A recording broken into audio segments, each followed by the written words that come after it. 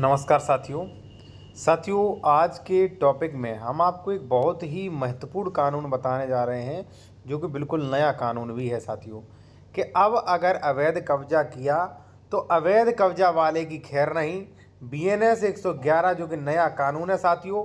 इसके अलावा साथियों मैं एक चीज़ आपको बता दूं कि इस कानून के तहत लगभग 10 साल की जेल हो सकती है जो अवैध कब्जा कर रहा है और 1 लाख से ऊपर रुपए का जुर्माना लग सकता है। आज तक ये कानून आपको किसी ने भी नहीं बताया होगा। चलिए मैं आपको बताता हूं इस वीडियो में, ठीक है। और देखिए हर संभव प्रयास करूंगा आपको समझाने के लिए, लेकिन फिर भी आपको कुछ समझ नहीं आता, आपको क्वेश्चन रहते हैं, कोई डॉक्यूमेंट चेक करवाना चाहते हैं, किसी भी संबंध में बेहतर कानूनी सलाह लेना चाह रहे हैं विशेषज्ञ द्वारा, तो कॉन्टैक्ट नंबर हमारा वीडियो की डिस्क्रिप्शन में आपको मिल जाएगा। कानूनी सलाह ले सकते हैं, ठीक है। डायरेक्ट कॉल मत करिएगा, लेकिन व्हाट्सएप पे जब आप डिस्क्रिप्शन में जाएंगे सब कुछ बता दिया जाएगा।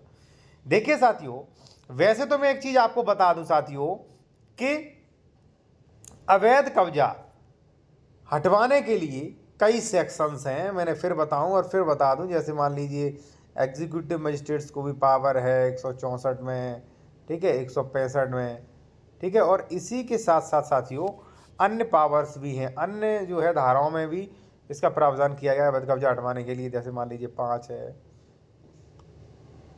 6 है, ठीक है, धारा 134 है, ठीक है ना। और सीमांकन बंटवारा से भी कब्जा संबंधी विवाद सॉर्ट आउट होते हैं।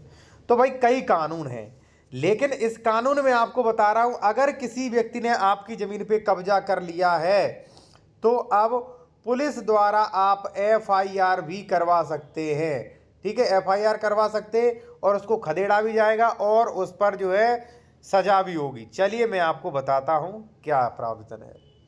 देखिए ये 7, यदि कोई व्यक्ति संगठित अपराध सिंडिकेट का सदस्य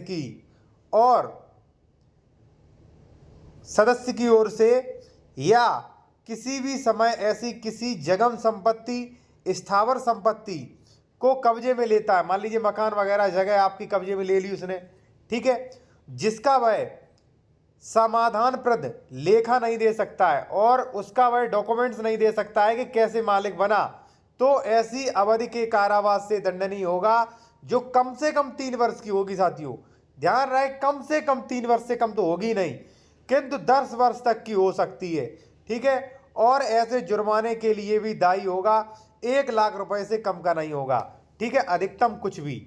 यानी कि साथियों लगभग 8 से 10 साल की जेल मान लीजिए और जुर्माना भी मान लीजिए।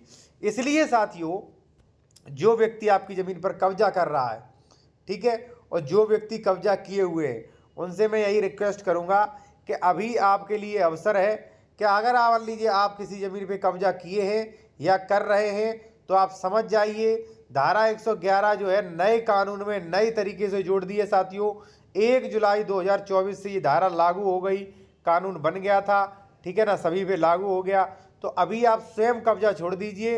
अगर मान लीजिए कब्जा नहीं छोड़ा आपने, आपको पता है कि हम अवैध कब्जा किए, तो आप समझ जाइए ये धारा स्पष्ट कानूनी प्रावधान कर रही है।